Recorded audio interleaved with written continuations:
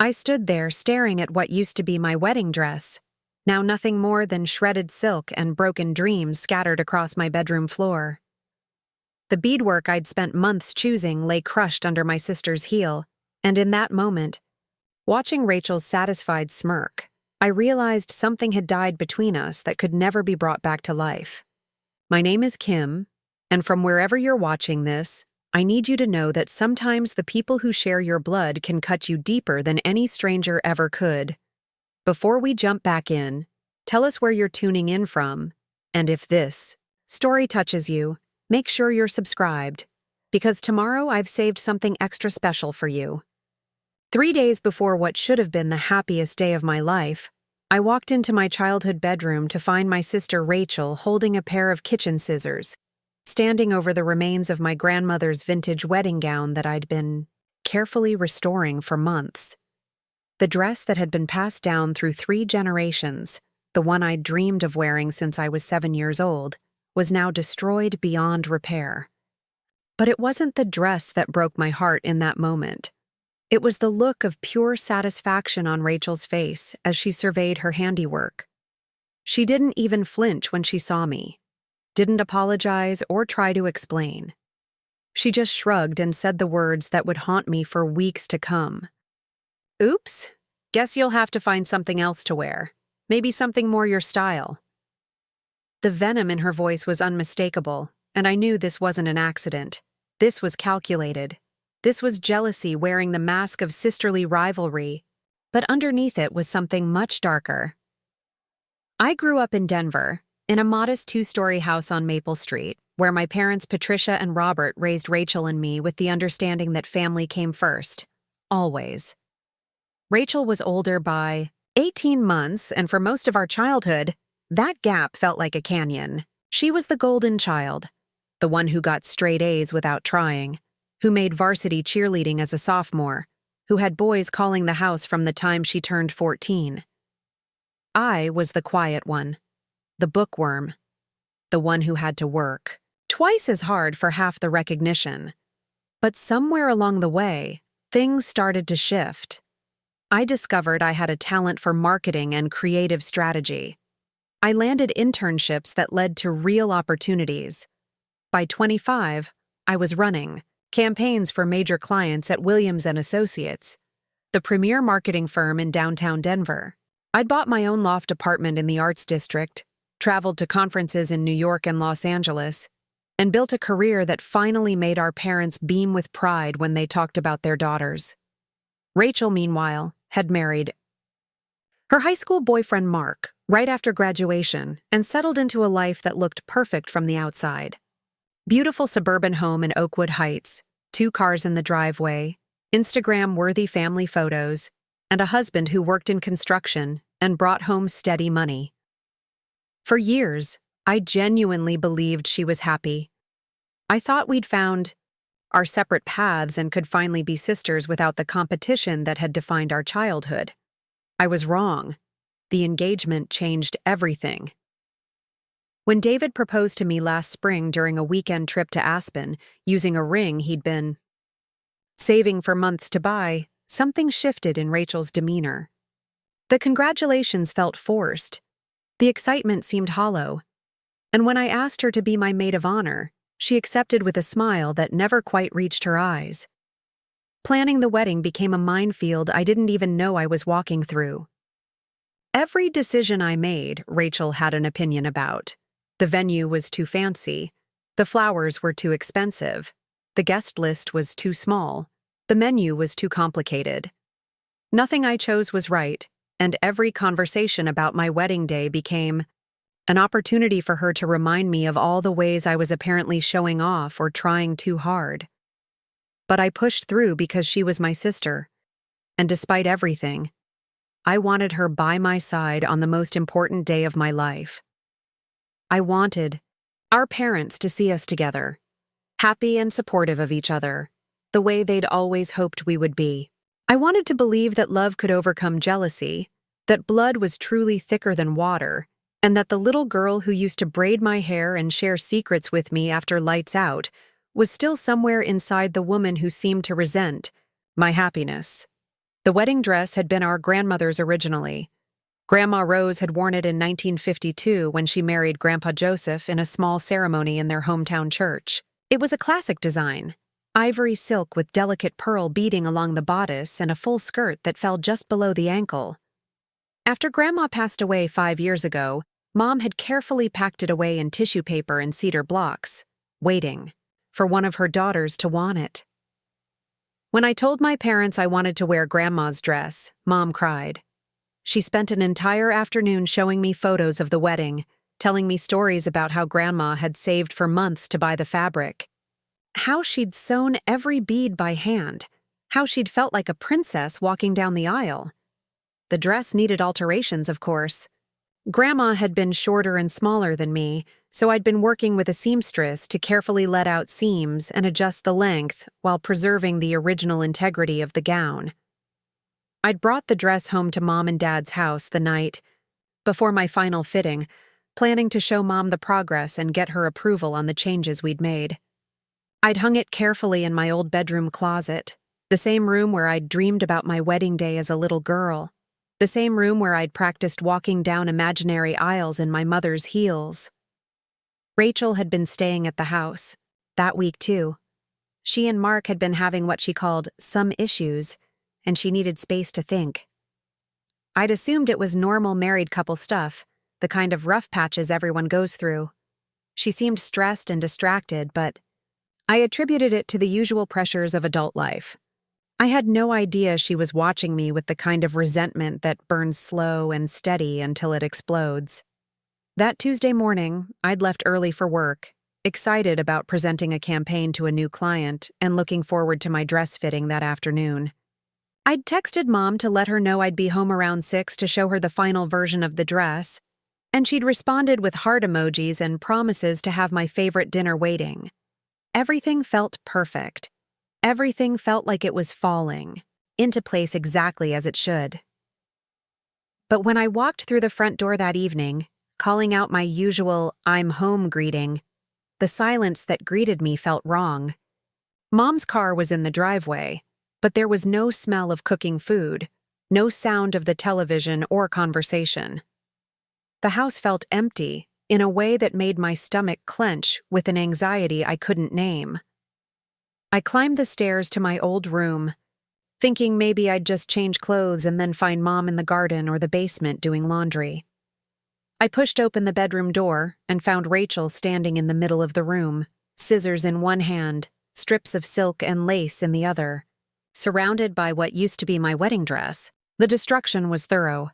This wasn't a moment of anger where someone grabs fabric and tears it impulsively. The cuts were deliberate, strategic. The beadwork had been systematically removed and crushed. The bodice had been sliced into pieces. The skirt had been shredded into strips. Every beautiful, irreplaceable detail had been methodically destroyed with the kind of precision that spoke to hours of focused hatred. I couldn't speak, couldn't breathe, couldn't process what I was seeing, because it was so far beyond anything I'd ever imagined Rachel capable of. This wasn't sibling rivalry or wedding stress or even jealousy in any form I recognized. This was something else entirely. This was evil wearing my sister's face, and I didn't know how to respond to it. Rachel. I finally managed to say her name, but it came out as barely a whisper. What did you do? She looked up at me with those familiar blue eyes that had always been exactly like mine, but there was nothing familiar in her expression. No remorse, no shock at being caught, no explanation or excuse, just cold satisfaction and something that looked almost like relief. I did you a favor, she said, dropping the scissors onto the pile of ruined silk. That dress was ancient and ugly. You would have looked ridiculous trying to squeeze into Grandma's old thing. Now you can buy something new, something that actually fits you properly, something that doesn't make you look like you're playing dress-up in someone else's clothes. The casualness of her tone, the way she spoke as if she'd done something, helpful rather than devastating, made me realize that this wasn't a momentary lapse in judgment. This was planned. This was intentional. This was my sister choosing to destroy the most precious thing I owned because she couldn't stand to see me happy. That dress was Grandma's, I said, still trying to make sense of what had happened. It was supposed to be passed down. Preparing and narrating this story took us a lot of time, so if you are enjoying it, subscribe to our channel. It means a lot to us. Now back to the story. Mom saved it for us. It was our family history. Rachel laughed, and the sound was unlike anything I'd ever heard from her before. Sharp and bitter and completely devoid of warmth. Our family history? You mean your family history?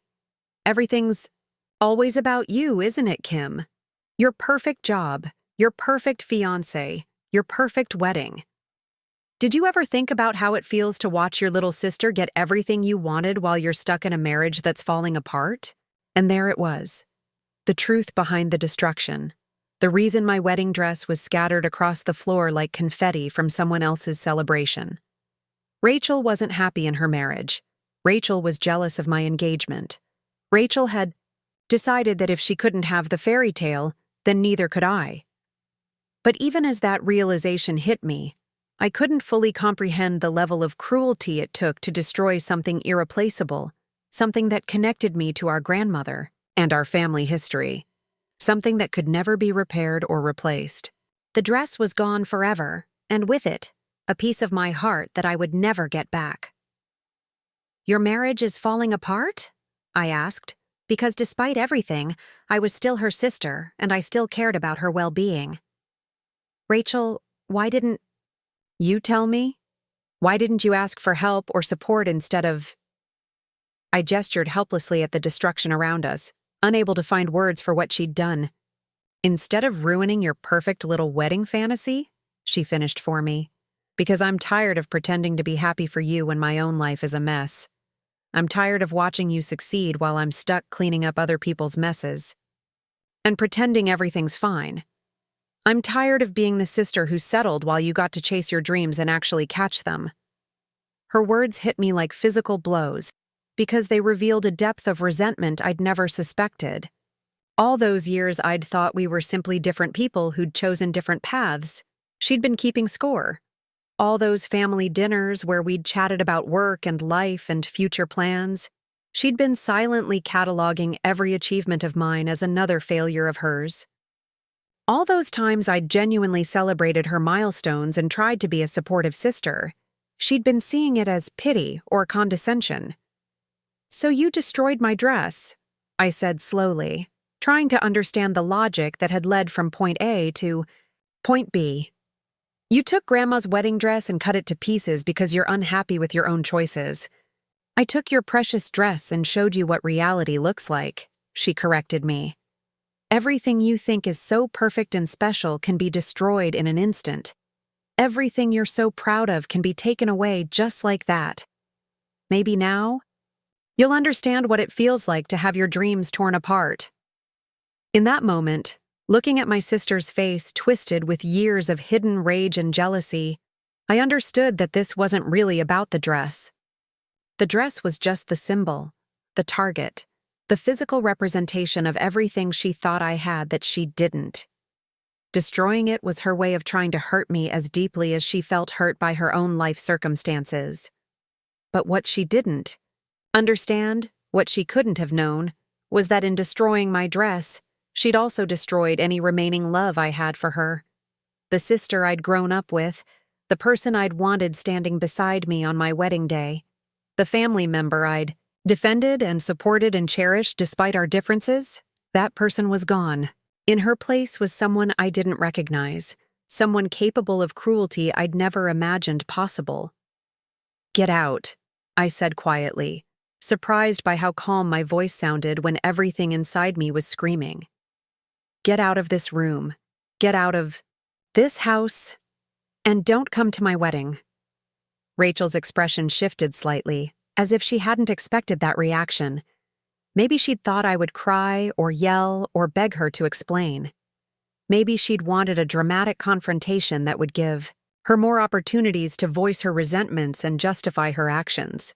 Instead, she got dismissal, and I could see it caught her off guard. "Kim, I'm your sister. You can't just uninvite me from your wedding. Watch me, I replied, already pulling out my phone to call David and tell him what had happened. You made your choice when you picked up those scissors. Now live with the consequences. As I dialed David's number, I heard Rachel leave the room, her footsteps heavy on the stairs as she went to find Mom and Dad, and probably spin some story about how I'd overreacted to an accident or misunderstood her intentions. But I was done caring about her side of the story. I was done making excuses for her behavior or trying to maintain family peace at the expense of my own well-being. The dress was destroyed, but in that moment of absolute betrayal, something else was born. A clarity I'd never had before about who Rachel really was and what she was capable of. And somewhere in the back of my mind, a memory was stirring. Something I'd seen months ago that I'd forgotten about until now. Something that would change everything. Because as I stood there among the ruins of my grandmother's wedding dress, I remembered the afternoon I'd stopped by Rachel's house unexpectedly and seen her husband Mark's car in the driveway alongside another car I didn't recognize.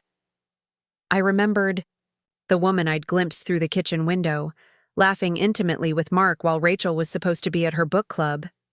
I remembered the way they'd jumped apart when they'd noticed me at the door, and how Mark had introduced the woman as his work colleague who'd stopped by to discuss a project. At the time, I'd pushed away the uncomfortable feeling that something wasn't right. I'd convinced myself I was reading too much into an innocent situation. I'd chosen to trust my sister's husband and believe that my suspicious mind was just creating problems where none existed. But now, standing in the wreckage of my wedding dress, I realized that my instincts had been correct. Mark was having an affair, and I was probably the only person who knew about it. Rachel's marriage wasn't just having issues, it was built on lies and betrayal. And she'd been living with that knowledge while watching me plan a wedding to a man who actually loved and respected me. The irony was perfect. She'd destroyed my dress out of jealousy for my perfect relationship, not knowing that I held the key to exposing the rot in her own marriage. She'd tried to hurt me by taking away something precious, not realizing that I had the power to take away everything she'd been desperately trying to hold together. As David's voice came through the phone, warm and concerned and full of love, I made a decision that would change both our lives forever. I wasn't going to let Rachel's cruelty go unanswered. I wasn't going to pretend this was just a family squabble that we'd all forget about eventually. And I definitely wasn't going to protect the secret that could destroy her world the same way she destroyed mine. Some people might call it revenge. I called it justice. The first night after Rachel destroyed my dress, I didn't sleep. I lay in my loft apartment staring at the ceiling, David's arms wrapped around me as he whispered reassurances that we'd figure everything out. But I wasn't thinking about finding a new dress or adjusting wedding plans. I was thinking about the woman I'd seen in Rachel's kitchen 6 months ago. The way she'd touched Mark's shoulder, the guilty flush that had spread across his face when he'd spotted me at the door. Her name was Jennifer, I remembered now. Mark had introduced her as someone from his construction company, but the way she'd been standing so close to him, the intimate way they'd been laughing together, the fact that she was in my sister's house, wearing a sundress and sandals like she belonged there, none of it had felt professional. At the time, I'd pushed those observations aside because accusing your brother-in-law of cheating based on a 5-minute interaction seemed paranoid and destructive. But paranoid and destructive was exactly what Rachel had been when she'd taken scissors to my dress. She'd acted on her worst instincts without considering the consequences. And now I was wondering if I should do the same. The difference was that my instincts were based on actual evidence, not just jealousy and resentment. David stirred beside me, his hand finding mine in the darkness. "You're thinking too loud," he murmured, his voice thick with sleep. "Talk to me." I turned to face him, this man who'd proposed to me with a ring he'd saved for months to afford, who'd spent hours helping me research photographers and caterers and florists because he wanted our wedding to be perfect, who'd held me while I cried over scattered silk and broken beads without once suggesting that I was overreacting. David was everything Mark apparently wasn't: faithful, honest, present in our relationship, instead of looking for excitement elsewhere. I think Rachel's marriage is in trouble because Mark is cheating on her, I said quietly. And I think she destroyed my dress because she can't stand watching me marry someone who actually loves me while she's stuck with someone who doesn't. David was quiet for a long moment, processing what I'd told him. "Do you have proof?" he asked finally. "I saw him with another woman in their house when Rachel wasn't there. It looked intimate. They acted guilty when they saw me." I paused, remembering other details that hadn't seemed significant at the time. "And there have been other things. Phone calls he takes in another room, late nights at work that don't match his usual schedule. Rachel mentioned that he's been distant lately, that they've been fighting more. So what are you thinking?" David's voice was careful, neutral. He knew me well enough to recognize when I was building toward a decision. "I'm thinking that maybe it's time Rachel learned what it feels like to have something precious destroyed." The words came out harder than I'd intended, but I didn't take them back. "She took something irreplaceable from me out of spite. Maybe she deserves to know the truth about what she's actually fighting to save." David sat up, switching on the bedside lamp so he could see my face. "Kim, that's a big step. Once you tell her about Mark, you can't take it back. It'll blow up her marriage, whether she believes you or not." "Her marriage is already blown up," I replied. "She just doesn't know it yet. At least this way, she'll know the truth instead of wasting more years on someone who's betraying her." But even as I said it, I knew that wasn't really why I wanted to tell her. I wanted to tell her because I was angry, because she'd hurt me in a way that felt unforgivable, because I wanted her to feel the same kind of shock and devastation I'd felt standing in that bedroom surrounded by the ruins of my grandmother's dress. I wanted her to understand what it meant to have your world shattered by someone you trusted. David seemed to read my thoughts. "You're not doing this to help her. You're doing it to hurt her." "Yes," I admitted. "I am. And I'm not sorry about that." He was quiet again, considering. Finally he said, "Then wait." "Wait for what?" "Wait until after our wedding. Don't let her destruction of your dress poison our actual wedding day. Don't give her that much power over the most important day of our lives. Have our wedding, celebrate our marriage, enjoy being happy, then deal with Rachel and her problems." It was good advice, the kind of measured, thoughtful response that made me love David even more. But waiting felt like letting her win, like allowing her to believe that her cruelty had gone unnoticed and unpunished. I wanted her to suffer the consequences of her actions immediately, while the pain of what she'd done was still fresh and raw. "I'll think about it," I said, but I'd already made up my mind. The next morning, I called in sick to work for the first time in 3 years. Instead of going to the office, I drove to the bridal boutique where I'd originally tried on dresses before deciding to wear Grandma's gown. The sales associate remembered me, and when I explained what had happened, her face went through a series of expressions: shock, sympathy, horror, and finally determination. "We'll find you something beautiful," she promised, leading me toward a section of gowns I'd never looked at before. "I know it won't be the same as wearing your grandmother's dress, but we'll make sure you feel absolutely stunning on your wedding day." For the next 4 hours, I tried on dress after dress, looking for something that felt right for the new version of my wedding day. The original vision had been classic, timeless, connected to family history.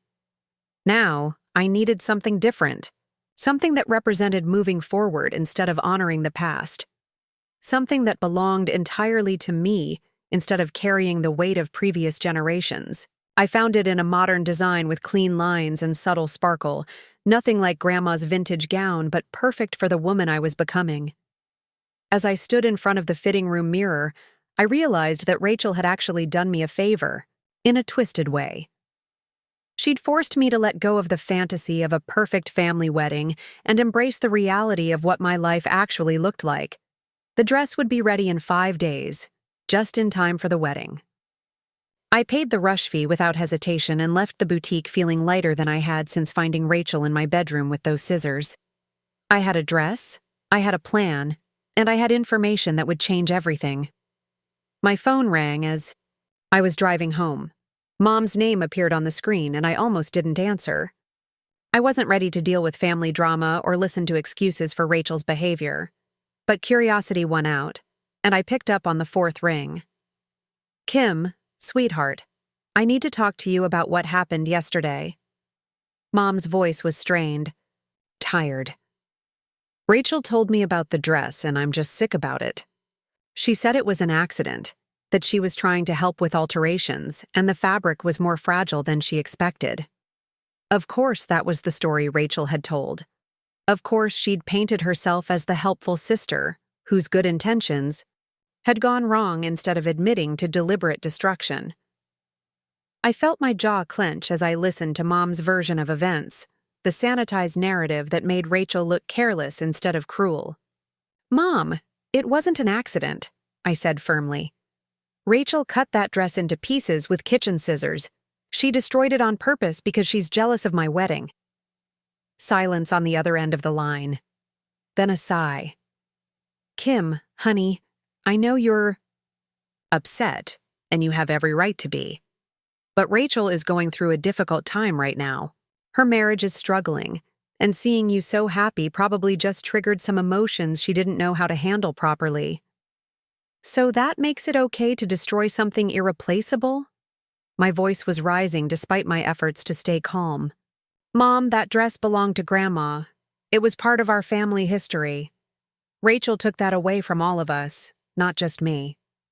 I know, and I'm heartbroken about the dress too. But Rachel is my daughter, just like you are, and she needs our support right now. Can't you find it in your heart to forgive her?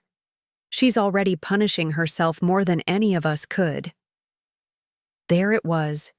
The expectation that I should be the bigger person, that I should swallow my hurt and anger to maintain family harmony. The assumption that because I was successful and happy, I should be able to absorb Rachel's cruelty without lasting damage. The belief that keeping the peace was more important than acknowledging what had actually happened. Is she still invited? To the wedding? I asked. Another pause. She's your sister, Kim. Of course she's invited. We're all family. No, Mom. She uninvited herself when she destroyed my dress. I meant what I said yesterday. She's not welcome at my wedding. Kim, please don't do this. Don't let one mistake ruin your relationship with your sister forever. It wasn't a mistake. It was a choice. And now I'm making a choice too. I pulled into my apartment complex parking lot and turned off the engine. Rachel made it clear that she can't stand to see me happy, so she doesn't get to be part of my happiness anymore. I hung up before Mom could respond, knowing that any further conversation would just be variations on the same theme. My parents would pressure me to forgive Rachel. Rachel would maintain that her actions were somehow justified or accidental, and I would be expected to pretend that none of it mattered for the sake of family unity.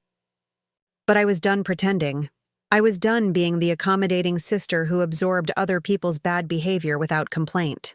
I was done protecting Rachel from the consequences of her choices while she felt free to attack me without warning.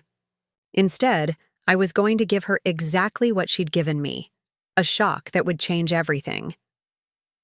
I spent the rest of the day researching Jennifer Morrison, the woman I'd seen in Rachel's kitchen.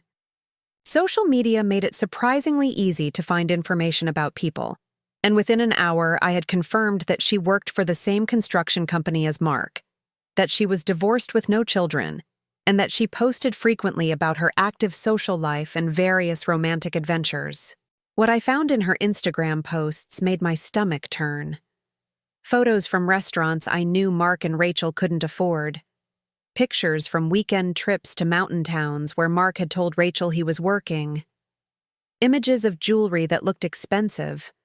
The kind of gifts that suggested someone was spending serious money to impress her. The timeline was damning. For the past 8 months, Jennifer's lifestyle had noticeably upgraded. Better clothes, nicer vacations, more expensive dinners. The same 8 months that Rachel had been complaining about Mark working longer hours and being less present at home. The same period when their marriage had started having what Rachel vaguely called issues. I screenshot everything, creating a digital file that told the story of an affair in progress. Hotel receipts that Mark had probably claimed as work, expenses. Restaurant charges on days when he'd told Rachel he was eating lunch on construction sites. Gas station purchases in towns where he had no legitimate reason to be. It was thorough, damning, and completely devastating. Rachel's marriage wasn't just troubled. It was a lie that had been carefully maintained for months while Mark spent their money on another woman, and Jennifer posted about her mysterious benefactor on social media. Part of me felt sick putting together this evidence, like I was violating something sacred about privacy and trust. But a larger part of me remembered the satisfaction in Rachel's eyes as she'd stood over the ruins of my dress, and any guilt I might have felt evaporated. She'd chosen to destroy something precious to me. Now she was going to learn what destruction felt like from the other side. I printed everything and put it in a manila envelope along with a single sheet of white paper where I'd written one sentence. I thought you should know what you're really fighting to save. The next morning, I drove to Rachel's house in Oakwood Heights. It was early enough that Mark would already be at work, but late enough that Rachel would be awake and moving around. I knew her schedule because I'd been a caring sister who paid attention to her life, who remembered that she had book club on Thursday mornings, and grocery shopping on Friday afternoons, and yoga class on Saturday mornings. All that attention and care I'd invested in our relationship, all those years of being interested in her life and supportive of her choices, had given me the knowledge I needed to time this perfectly. I parked across the street and walked to her front door, the envelope heavy in my hands. I didn't knock. I didn't ring the doorbell. I simply slid the envelope under her door and walked away. Let her find it the same way I'd found my destroyed dress. Unexpectedly, devastatingly, with no warning and no chance to prepare for the impact. My phone started ringing 20 minutes later. Rachel's name appeared on the screen over and over again, call after call that I didn't answer. Then came the text messages, dozens of them, ranging from denial to anger to desperate pleading. This isn't real. You faked this somehow. Kim, call me back right now. How dare you spy on my husband? Please, we need to talk about this. Mike, you're destroying my family out of spite. Kim, please, I'm begging you. I read each message as it came in, but I didn't respond. The same way Rachel hadn't responded when I'd asked her why she'd destroyed my dress. The same way she'd shown no interest in my feelings or my pain when she'd been standing over the ruins of something irreplaceable. The calls and texts continued, all day. By evening, they'd been joined by messages from Mom and Dad, from Aunt Susan, from family friends who'd apparently been pulled into the drama. Everyone wanted to know what I'd said to Rachel, why she was so upset, what had happened to make her lock herself in her bedroom and refuse to come out. I ignored all of them. Instead, I went to my final dress fitting, where the alterations were perfect and the gown fit like it had been designed specifically for me. I confirmed details with the photographer and the caterer and the florist. I focused on my actual wedding instead of my sister's imploding marriage. David found me that evening sitting on my apartment balcony with a glass of wine, watching the sun set over downtown Denver. He didn't ask what I'd done, but he sat beside me and took my hand, offering silent support for whatever decisions I'd made. "How was your day?" he asked quietly. "Productive," I replied. "Rachel knows about Mark now." He nodded, unsurprised. "How did she take it?" "About as well as I took finding my dress in pieces on the floor." We sat in comfortable silence as the sky turned from gold to pink to deep purple. Somewhere across the city, my sister was probably confronting her husband about his affair, demanding explanations, facing the reality that her marriage was built on lies and betrayal. I should have felt guilty about causing that pain, about being the messenger who'd delivered such devastating news. Instead, I felt free. For the first time since childhood, I'd stopped protecting Rachel from uncomfortable truths. I'd stopped absorbing her bad behavior without consequences. I'd stopped being the sister who gave and gave and gave while receiving only criticism and resentment in return. "No regrets?" David asked, reading my expression. "None," I said, and meant it. Completely. The next day was Friday, 2 days before our wedding. I took another sick day from work to handle last-minute preparations and enjoy some quiet time before the chaos of the weekend. I was confirming flower delivery times when my doorbell rang. I opened it to find Rachel standing in my hallway, and the sight of her shocked me. Her usually perfect hair was unwashed and pulled back in a messy ponytail. Her face was puffy from crying, makeup-free and blotchy. She was wearing sweatpants and an oversized hoodie, looking nothing like the put-together suburban wife she'd always presented to the world. "We need to talk," she said, pushing past me into my apartment without waiting for an invitation. I closed the door and followed her into my living room, where she stood with her arms crossed, trying to look angry, but mostly looking broken. The envelope I'd left at her house was clutched in one hand, wrinkled from being opened and reopened multiple times. "Is this real?" she asked, holding up the photos. "Please tell me you faked this somehow. Please tell me this is just revenge for the dress." "It's real," I said simply. "I saw Jennifer at your house 6 months ago, and it bothered me enough that I looked into it. I found all of that online. Mark wasn't being very careful about covering his tracks." Rachel sank onto my couch, the fight going out of her as quickly as it had appeared. "6 months ago," she repeated. "You knew for 6 months and didn't tell me?" I convinced myself I was wrong. I didn't want to believe Mark would do that to you, and I definitely didn't want to be the one to tell you if it was true, so I pushed it aside and hoped I'd misread the situation. "But you kept all this evidence," she said, gesturing at the photos. "I collected the evidence yesterday, after you destroyed my dress, after you made it clear that you couldn't stand to see me happy and that you blamed me for your marriage problems." Rachel's face crumpled and she started crying again. Not the pretty, delicate tears she'd always been able to produce when she wanted sympathy, but ugly, devastating sobs that shook her whole body. "He admitted it," she said through the tears. "When I showed him the photos, he didn't even try to deny it. He said he's been unhappy for years, that he only stayed because leaving seemed too complicated. He said Jennifer makes him feel alive in ways I never could." I should have felt satisfaction hearing that. I should have been pleased that my revenge had worked exactly as planned, that Rachel was experiencing the same kind of shock and betrayal I'd felt finding my dress destroyed.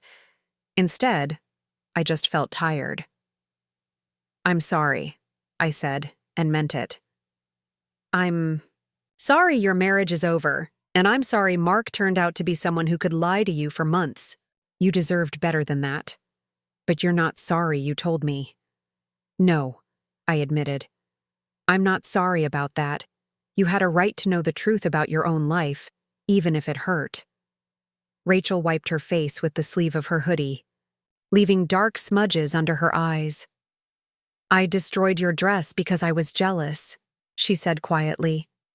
"Because watching you plan this perfect wedding with David while my marriage was falling apart made me feel like such a failure. I wanted you to hurt the way I was hurting." "Mission accomplished," I replied. "But you're still having your wedding. You found a new dress. You're still getting married on Sunday.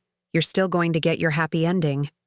Her voice was bitter again, the brief moment of vulnerability already fading. "While my whole life is destroyed." "Your life isn't destroyed, Rachel. Your marriage to Mark is over, but that marriage was already over. You just didn't know it yet.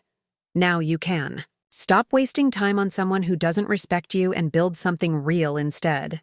Easy for you to say. You're not the one starting over at 32 with no job and no money and no place to live.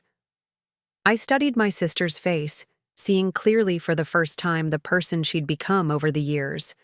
Someone who defined herself entirely through her relationship with Mark, who'd never developed her own identity or interests or goals, who'd spent so much energy maintaining the appearance of a perfect marriage that she'd never built anything substantial underneath it. You could have had those things, I said. You're smart and capable and talented. You chose to put all your energy into being Mark's wife instead of being Rachel. That's not my fault, and it's not something you can fix by destroying other people's happiness. So, what am I supposed to do now? She asked. Move back in with Mom and Dad? Get some minimum wage job and start over from nothing? Watch you live this amazing life while I rebuild mine from scratch? You're supposed to figure out who you are when you're not defined by someone else's choices, I replied. You're supposed to take responsibility for the decisions that led you here, instead of blaming everyone else for your problems. And you're supposed to leave me alone while you do it. Rachel's eyes flashed with anger. You're really not going to help me? I'm your sister. You're my sister who destroyed something irreplaceable because you couldn't handle your own feelings like an adult. You're my sister who spent months resenting my happiness instead of fixing your own problems. You're my sister who thought destroying my wedding dress would somehow make you feel better about your failing marriage. I stood up, signaling that this conversation was over. I gave you information you needed to know. What you do with it is your choice. But I'm done cleaning up your messes, and I'm done letting you take your problems out on me. Kim, please. I know I messed up with the dress, but I'm desperate here. I don't have anywhere else to turn. You should have thought about that before. You picked up those scissors, I said, walking toward the door.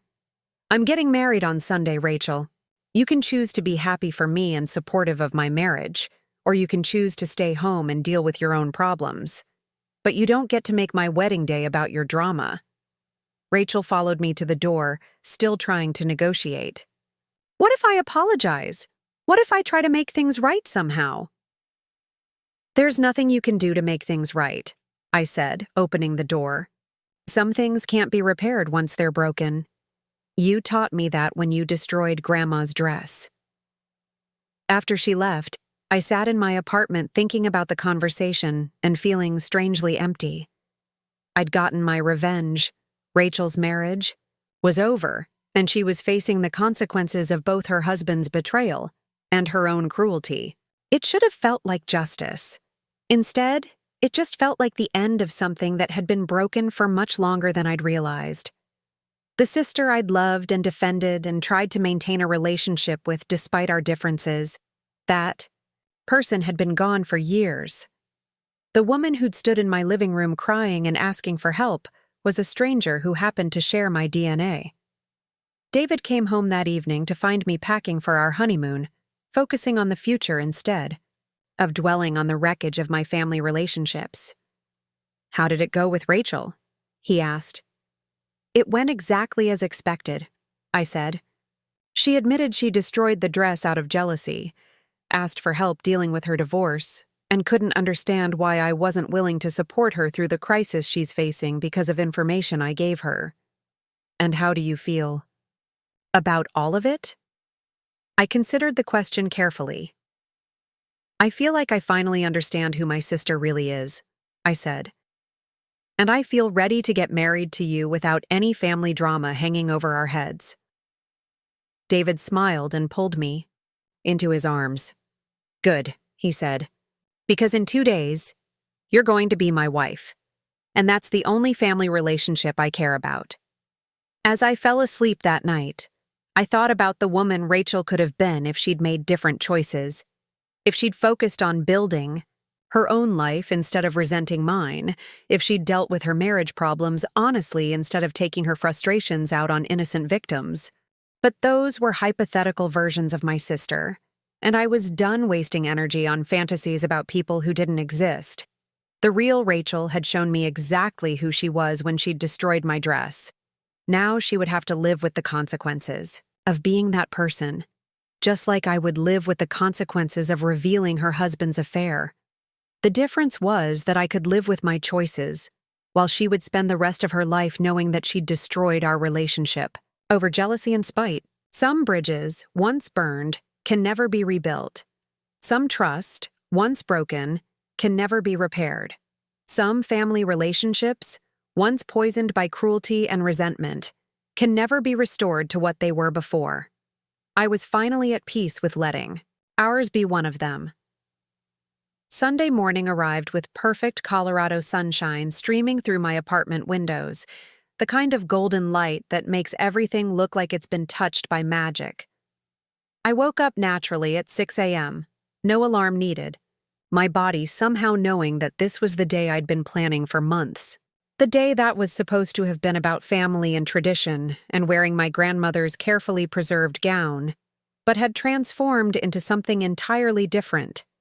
I made coffee and sat on my balcony in my pajamas, looking out over downtown Denver as the city slowly came to life below me.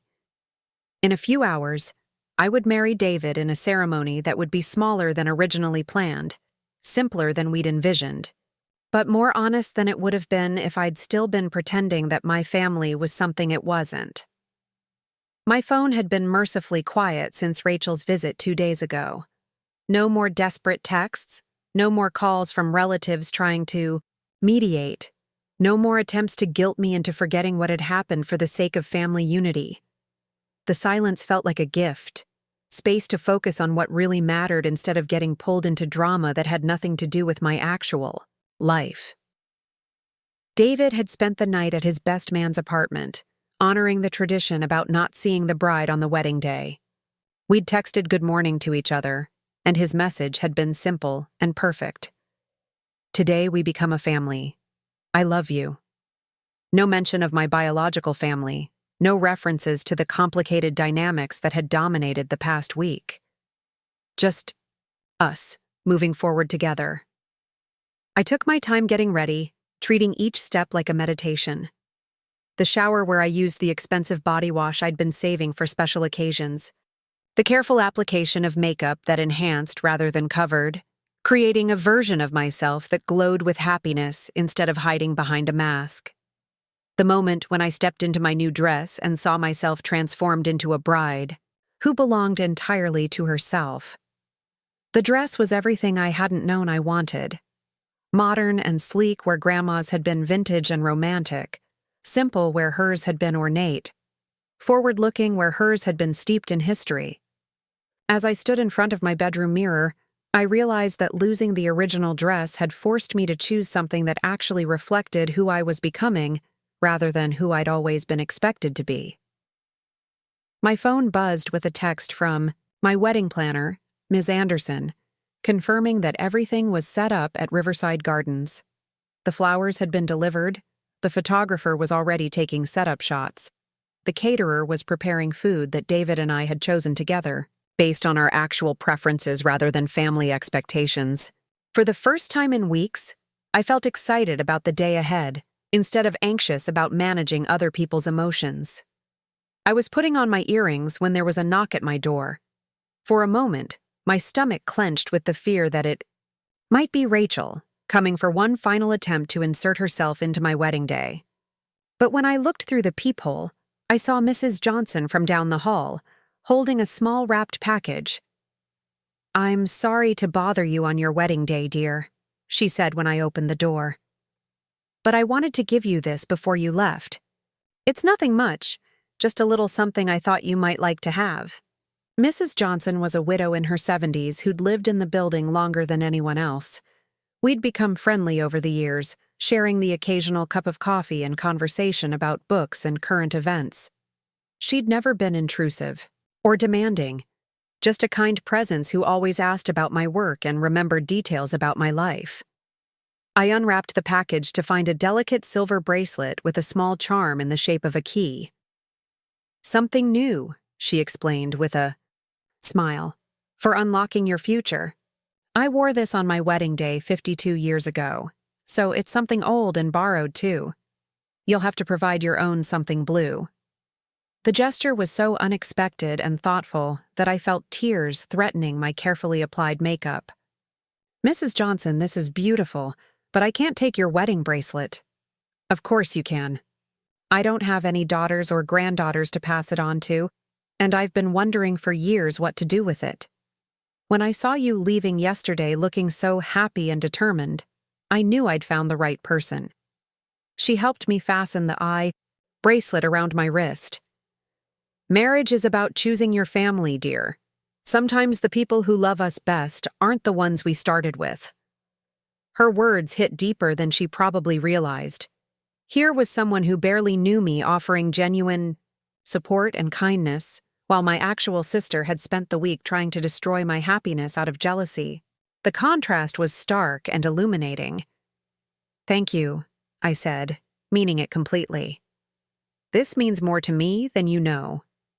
After Mrs. Johnson left, I finished getting ready with a lightness I hadn't felt in days. The bracelet caught the morning. Light as I moved, a tangible reminder that family could be chosen as well as inherited, that love could come from unexpected sources, and that kindness didn't have to be earned through years of sacrifice and accommodation. My phone rang as I was doing a final check in the mirror. David's name appeared on the screen, and I smiled as I answered. You're not supposed to call me on our wedding day, I said. It's bad luck or something. I'm willing to risk it, he replied, and I could hear the smile in his voice. I just wanted to make sure you're okay. I know this week has been intense. I'm perfect, I said, and realized it was true. I'm ready to marry you and start our life together.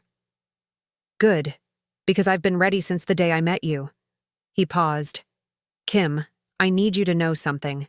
Whatever happens today, whatever family drama might try to intrude, none of it matters to me. You're the only family I need. I love you, I said simply. I love you too. See you at the altar. The car service arrived exactly on time, a sleek black sedan that would take me to Riverside Gardens. As we drove through Denver's familiar streets, I watched the city pass by and thought about all the times I'd driven these same routes while rushing to family obligations, to crisis meetings, to situations where I was expected to fix problems I hadn't created. Today felt different.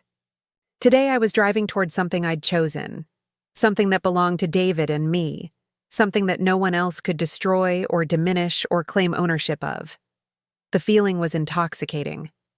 Riverside Gardens was a small, elegant venue on the outskirts of Denver, surrounded by mature trees and featuring a stone terrace that overlooked a meandering creek. David and I had chosen it because it felt peaceful and private, the kind of place where we could focus on each other instead of putting on a performance for dozens of relatives and family friends. Ms. Anderson met me at the entrance, her professional smile warm and reassuring. You look absolutely stunning, she said, adjusting my dress and checking that everything was perfect. The groom is already here, and he's been pacing for the past 20 minutes. I think he's a little nervous. Good. Nervous or bad nervous? I asked. The kind of nervous that means he can't wait to see you. The guest list had been dramatically simplified over the past week.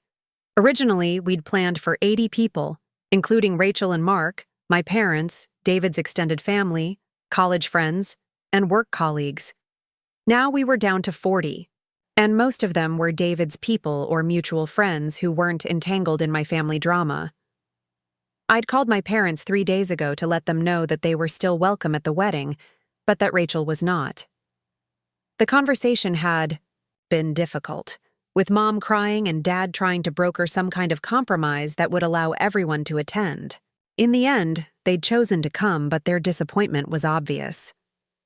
Your sister loves you, Mom had said during that phone call. She made a terrible mistake, but she's still your sister. My sister destroyed my wedding dress out of jealousy. I'd replied, that's not love. That's something else entirely. Now, standing in the bridal suite at Riverside Gardens, I wondered if they would try to bring Rachel anyway, if there would be some last-minute attempt to force a reconciliation for the sake of family photos and appearances. The thought made my stomach clench, but I pushed it away. This was my wedding day, and I deserved to feel peaceful and happy. Ms. Anderson handed me my bouquet, a simple arrangement of white roses and eucalyptus that smelled like fresh beginnings. "Are you ready?" she asked. I looked at myself one final time in the mirror, seeing a woman who'd learned to choose herself over other people's expectations, who'd stopped trying to fix relationships that were fundamentally broken, who was about to marry someone who loved her exactly as she was. The face looking back at me was radiant with genuine joy, instead of the careful performance of happiness I'd been giving for years. "I'm ready," I said. The ceremony site was set up on the stone terrace, with white chairs arranged in neat rows, facing an arch covered in greenery and flowers. As I walked to my position at the back of the aisle, I could see David waiting at the altar with his best man, looking handsome and nervous in his navy suit. The sight of him made my heart race with anticipation. The guests were already seated, and I scanned the crowd quickly, noting who was there and who wasn't. David's parents, in the front row, beaming with happiness. My parents in the second row, looking somewhat strained but present. College friends scattered throughout the middle sections. Work colleagues toward the back. No sign of Rachel, which was both a relief and a small stab of sadness for the relationship we'd never been able to have. The music started, a string quartet, playing the processional we'd chosen together. Ms. Anderson gave me a final encouraging smile and stepped aside, leaving me alone at the top of the aisle with my bouquet and my choices, and my future waiting 40 feet away. I started walking, my eyes locked on David's face as he watched me approach. His expression was pure love and wonder, like he couldn't quite believe this moment was real. Behind him, the creek sparkled in the afternoon sunlight, and the trees rustled gently in the warm breeze. Everything felt perfect in a way that had nothing to do with elaborate planning, and everything to do with two people who'd found each other. Halfway down the aisle, I heard a commotion behind me. Voices raised in urgent whisper shouting, the sound of someone trying to enter the ceremony area. I didn't turn around, but I saw David's expression shift slightly, his eyes moving past me, to whatever drama was unfolding at the back of the venue. "Let me through. She's my daughter." My father's voice firm but strained. "Sir, please. The ceremony has started." Ms. Anderson trying to maintain order. "Dad, we talked about this." My mother sounding embarrassed and frustrated. I kept walking, refusing to let whatever was happening behind me interrupt this moment. If Rachel had shown up despite being explicitly uninvited, if my parents were trying to force some kind of reconciliation at the altar, if there was going to be one final attempt to center my wedding day around my sister's drama, they would have. To do it without my participation. David's eyes found mine again, and he smiled slightly, a look of understanding passing between us. Whatever chaos was happening behind me, he would handle it. He would protect this moment for us. He would make sure our wedding stayed focused on what it was supposed to be about. I reached the altar and took David's outstretched hands, feeling immediately calmer as soon as we were connected.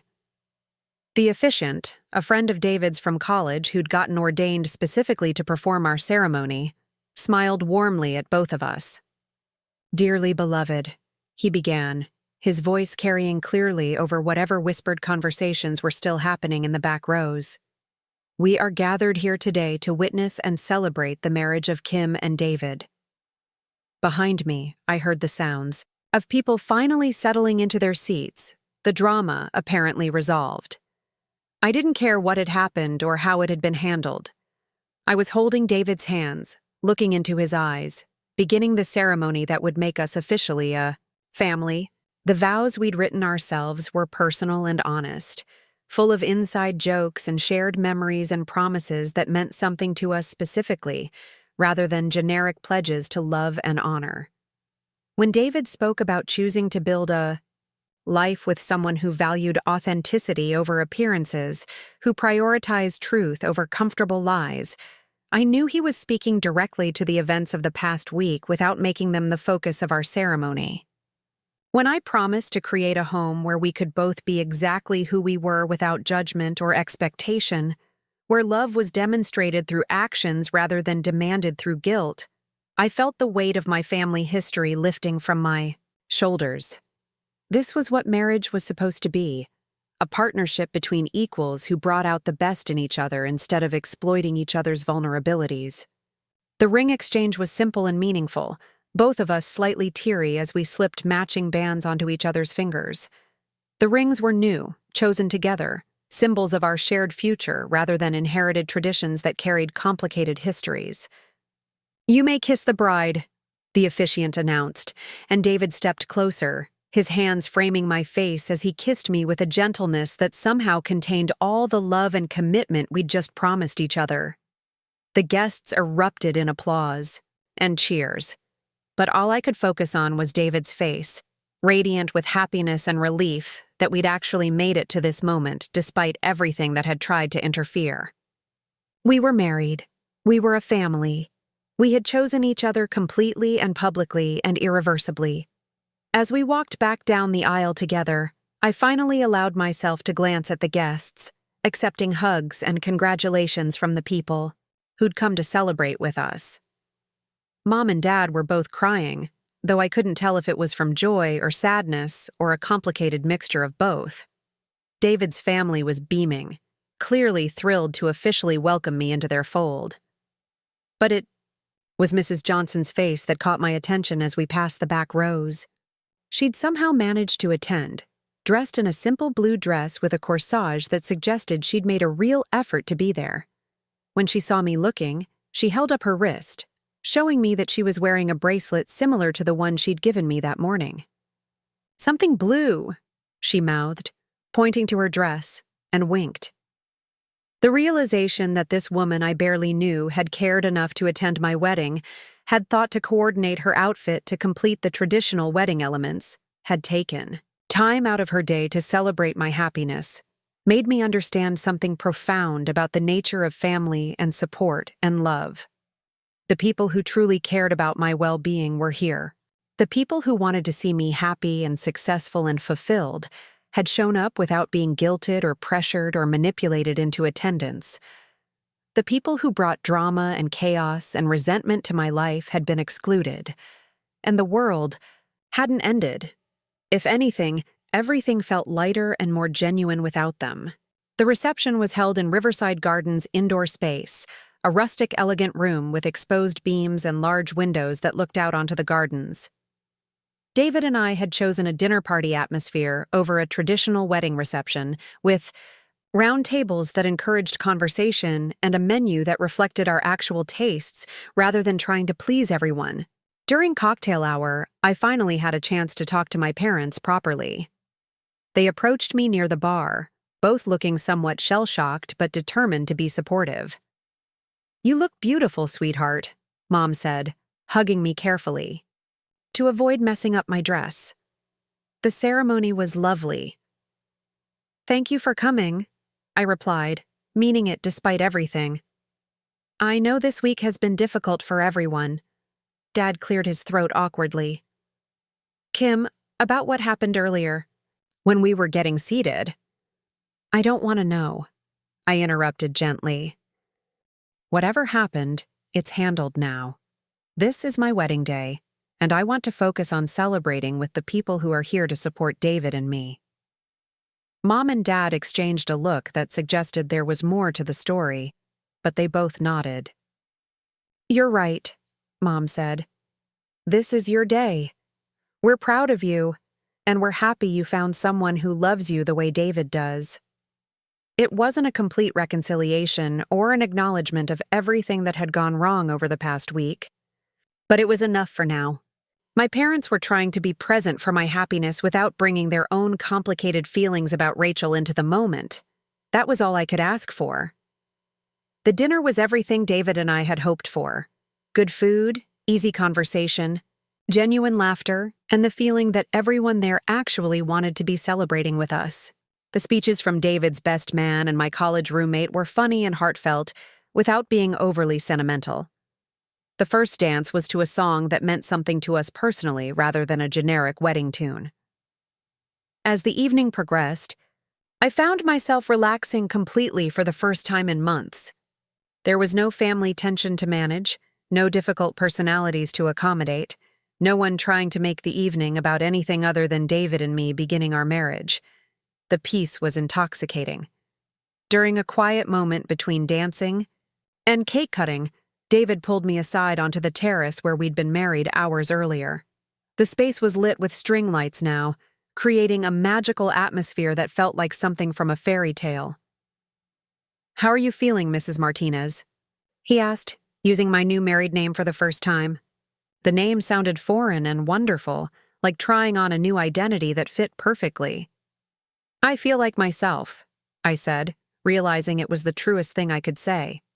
For the first time in years, I feel like I'm exactly where I'm supposed to. Be with exactly the right person. "No regrets about anything that happened this week?" I considered the question seriously. Did I regret that my sister had destroyed my grandmother's dress? Did I regret that I'd revealed her husband's affair? Did I regret that our relationship was probably damaged beyond repair? Did I regret that my wedding day had been smaller and less traditional than originally planned? None, I said finally. Everything that happened led us to this moment, and this moment is perfect. David kissed me then, soft and sweet under the Colorado stars, and I knew that whatever challenges we faced in our marriage, we would face them as partners who chose honesty over harmony, truth over tradition, and each other over everyone else. As we rejoined the reception, I caught sight of myself in one of the venue's mirrors. The woman looking back at me was radiant with genuine happiness, confident in her choices, surrounded by people who celebrated her joy instead of trying to diminish it. She was wearing a dress she'd chosen herself, jewelry given by someone who barely knew her, but cared enough to make her day special, and a smile that came from deep satisfaction rather than careful performance. She looked nothing like the woman who'd stood in her childhood bedroom a week ago, staring at the ruins of her grandmother's dress and trying to understand how someone who supposedly loved her could be so cruel. That woman had been carrying the weight of other people's expectations and resentments and dysfunction. This woman was free. The rest of the evening passed in a blur of dancing and laughter and heartfelt conversations with friends who'd traveled to be there for us. When it came time for David and me to leave for our honeymoon, the send-off was jubilant and uncomplicated. Rice and rose petals thrown by people who genuinely wanted us to be happy.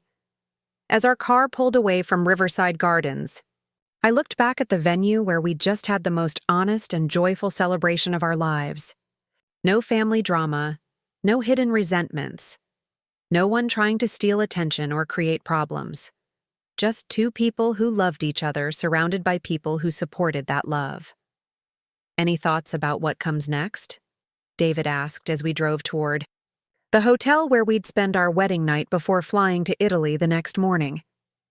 I thought about Rachel, probably spending the evening dealing with divorce paperwork and packing boxes. I thought about my parents, probably wondering how their family had become so fractured and whether there was any way to repair the damage. I thought about all the people who'd expected me to forgive and forget and pretend that cruelty was acceptable, if it came from family. "I think what comes next is us building the kind of family we actually want to have," I said. "The kind where love is shown through actions instead of demanded through guilt. Where people earn their place through how they treat each other instead of getting a pass because of shared DNA. Where happiness is celebrated instead of resented." David reached over and took my hand, his thumb tracing over my new wedding ring. I liked the sound of that. As we pulled into the hotel parking lot, I realized that my wedding day had been everything I'd never known I wanted. Not the elaborate family celebration I'd originally planned, but something more honest and meaningful. Not a performance for other people's benefit, but a genuine celebration of a love that was strong enough to withstand outside pressure. The woman who'd married David that day was someone I was proud to be, someone who'd learned to value her own well-being over other people's comfort. Someone who'd stopped trying to earn love from people who were determined not to give it. Someone who'd chosen her own happiness over family dysfunction and found peace in that choice. That night, as David and I fell asleep as husband and wife for the first time, I felt complete in a way I'd never experienced before. Not because marriage had somehow fixed all my problems, but because I'd finally learned to choose relationships that added to my life instead of draining from it. The last thing I thought about before drifting off was Mrs. Johnson's words from that morning. Marriage is about choosing your family. Sometimes the people who love us best aren't the ones we started with. She'd been right. And tomorrow, David. And I would begin our honeymoon and our marriage with that understanding as our foundation. We were each other's chosen family now, and that was enough. 3 months after our wedding, I was sitting in my corner office at Williams & Associates, reviewing campaign proposals for a major client, when my assistant knocked on my door with an expression I couldn't quite read. "Kim, there's someone here to see you," she said carefully. "She says she's your sister, but she's not on your approved visitor list." My stomach dropped. Rachel and I hadn't spoken since her tearful visit to my apartment before the wedding. I'd heard through family gossip that her divorce from Mark had been finalized, that she'd moved into a small apartment across town, that she was working part-time at a retail store while trying to figure out her next steps. But I'd maintained strict boundaries about not getting pulled back into her chaos. "Tell her I'm in meetings all afternoon," I said, turning back to my computer screen. "I already tried that. She said she'll wait as long as necessary. She's been in the lobby for 2 hours." I sighed, knowing that Rachel was capable of camping out in our building's lobby indefinitely if she thought it would eventually get her what she wanted. Her persistence had always been one of her most frustrating qualities, the way she could wear down resistance through sheer stubborn determination. "Fine, give me 5 minutes, then send her up. But I only have 15 minutes before my next call." When Rachel walked into my office, I was struck by how different she looked. Gone was the polished suburban wife who'd always been so carefully put together. This version of my sister was thinner, paler, wearing clothes that looked like they'd come from discount stores. Her hair was growing out from an expensive cut that she clearly couldn't afford to maintain, and there were dark circles under her eyes that suggested she wasn't sleeping well. "Thank you for seeing me," she said, sitting in the chair across from my desk without being invited. "I know you probably don't want to talk to me." "You're right, I don't," I replied honestly. "But you're here now, so say whatever you came to say." Rachel fidgeted with her purse strap, clearly struggling with how to begin. "I wanted to apologize," she said finally, "for everything. For destroying your dress, for being jealous of your happiness, for taking my problems out on you when you didn't deserve it." I studied her face, looking for signs of manipulation or ulterior motives. The apology sounded genuine, but Rachel had always been good at saying what she thought people wanted to hear when she needed something from them. "Okay," I said simply. "I accept your apology." She seemed surprised by my response, as if she'd expected more resistance or emotion. "That's it? You accept it?" "What else did you want me to say? You apologized, I accepted. That doesn't mean I trust you or want you back in my life, but I acknowledge that you're sorry for what you did. Kim, I know I messed up badly. I know I hurt you in a way that probably can't be fixed, but I was hoping we could try to rebuild our relationship somehow. I've been in therapy, working on understanding why I acted the way I did." "Good for you," I said, and meant it. "Therapy is healthy. It's good that you're working on yourself." "The divorce is final," she continued, as if I hadn't spoken. "Mark and I are selling the house, splitting what little equity is left after paying off the debts. I'm starting over completely, and I realized that I don't want to do it without my sister in my life." There it was, the real reason for this visit. Rachel was facing the consequences of her choices and wanted me to help cushion the blow. She'd burned down her marriage and her financial stability, and now she was looking for someone to provide emotional support while she rebuilt her life from scratch. "I'm sorry your marriage ended," I said. "And I'm sorry you're having to start over financially. That must be very difficult." "It is," she said, tears beginning to form in her eyes. "Everything is so hard right now. I'm working at a department store for minimum wage, living in a tiny apartment, driving a car that breaks down every other week. I feel like I'm 32 years old and back to square one." I felt a familiar tug of sympathy, the old instinct, to fix other people's problems that had gotten me into so much trouble over the years. But I also remembered standing in my childhood bedroom surrounded by the ruins of my grandmother's dress. Remembered the satisfaction on Rachel's face as she'd surveyed the destruction she'd caused. "What do you want from me, Rachel?" I asked. Directly. "I want my sister back," she said. "I want us to be able to talk and spend time together and support each other through difficult times. I want to be part of your life again." "And what does that look like practically? Do you want me to help you financially, emotionally, professionally? What exactly are you asking for?" Rachel shifted uncomfortably, clearly not having expected such direct questions. "I just want us to be sisters again, to have the relationship we had before everything went wrong."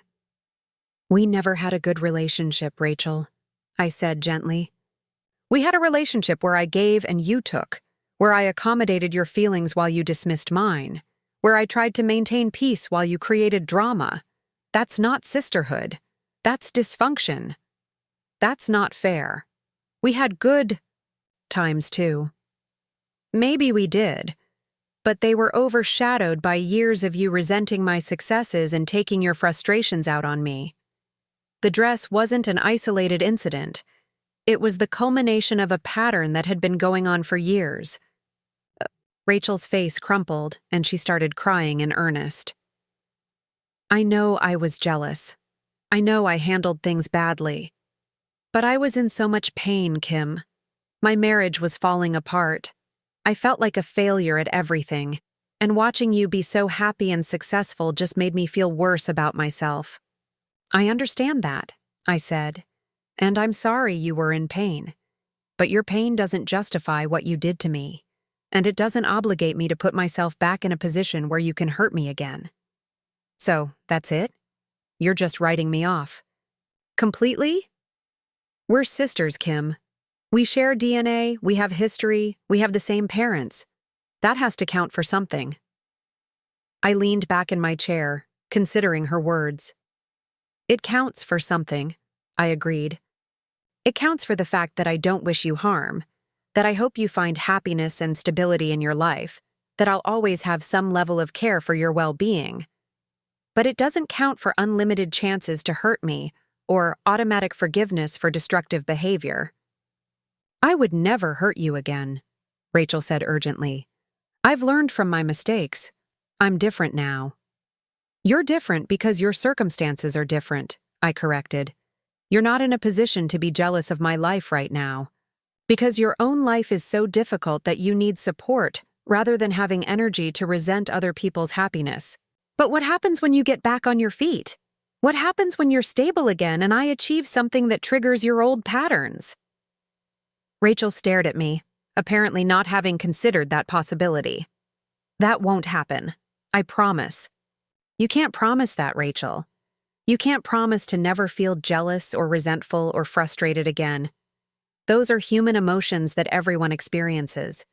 The difference is how you choose to handle them, and you've already shown me how you handle them when push comes to shove." "People can change," she insisted. "You're right. People can change. But change takes time and consistent effort and proof through actions, not just words. You've been in therapy for what, a few months? You've been dealing with the consequences of your choices for a few months? That's not enough time to demonstrate fundamental change in how you handle difficult emotions." The tears were flowing freely now, and I could see that this conversation wasn't going the way Rachel had hoped. She'd probably expected me to be moved by her apologies and her difficult circumstances, to welcome her back into my life out of family loyalty or sympathy for her situation. "So what would it take?" she asked desperately. "What would I need to do to prove that I've changed?" "I don't know," I said honestly. "And I'm not going to give you a checklist to work through so you can earn your way back into my good graces. That's not how relationships work. But there must be something. Some way to make this right." I looked at my sister, this woman who shared my DNA but had chosen to express her pain by destroying something irreplaceable that belonged to me, and felt a sadness that was deeper than anger. Not sadness for our broken relationship, but sadness for the fact that she still didn't understand what she'd actually done. "Rachel, you didn't just destroy my dress. You destroyed my ability to trust you. You took something that connected me to our grandmother, to our family history, to my own sense of identity, and you cut it into pieces because you couldn't handle your own emotions. That's not something you can fix with apologies or therapy or promises to do better. But families forgive each other. Families work through problems together." "Healthy families do," I agreed. "But we've never been a healthy family. We've been a family that prioritizes keeping the peace over addressing problems, that expects some members to absorb other members' bad behavior without complaint, that confuses enabling with love." Rachel sat quietly for a moment, apparently processing what I'd said. "So you're saying there's no hope for us? No chance that we could ever have a relationship again?" "I'm saying that I'm not interested in the kind of relationship we used to have, and I don't think you're capable of the kind of relationship I would want to have now. You want me to go back to being the sister who fixes your problems and absorbs your emotions and pretends everything is fine when it's not. I want to be the sister who lives her own life and maintains boundaries and doesn't get pulled into other people's drama." "That sounds so cold." "It sounds healthy," I corrected. "Cold would be actively trying to hurt you or sabotage your efforts to rebuild your life. Healthy is protecting myself from further damage, while still hoping you find happiness." My assistant knocked on the door, reminding me that my next call was scheduled to start in 5 minutes. Rachel gathered her purse and stood up, clearly disappointed, but not entirely surprised by how the conversation had gone. "I'm sorry things ended up this way," she said as she headed toward the door. "I really did hope we could work things out." "I'm sorry too," I replied. "But some things can't be worked out. Some damage can't be repaired. Some trust, once broken, can't be rebuilt." After she left, I sat in my office thinking about the conversation and feeling surprisingly peaceful about it. 3 months ago, seeing Rachel in such difficult circumstances would have triggered my old patterns of wanting to help, wanting to fix, wanting to restore family harmony regardless of the cost to my own well-being. Now I felt compassion for her situation without feeling responsible for solving it. I felt sadness about our broken relationship without feeling guilty for maintaining my boundaries.